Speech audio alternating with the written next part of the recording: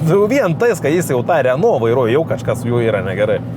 Nu, tipo Renault yra Volvo kopija, visas detalės Volvo, kaina naujos kaip Volvo, bet parduot, kai ją reikia, tai ten dalink kainą iš 8, siūlė čia tarp kitko pirktą iškovežį Renault.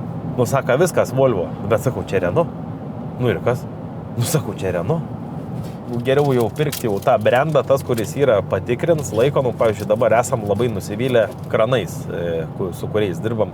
3 metai jau turi atlikti jam kapitalinį remontą. Susimokė čiut ne 100 000 eurų už kraną, kuris krauna kiekvieną dieną medieną. Kapitalinio remontą jam po 3 metų nereikėtų daryti. Įvorės pasikeis, dar kažką, bet nu, dabar esam nusivylę ir šiaip jeigu ir žiūrinėjau tą pirkti naują miškovežį, tai tik tais dabar pakito gamintoją pabandyti pasikeisti, nes palikim myslę. Kurio? Kuris geresnis, kuris blogesnis. Kranai, ne?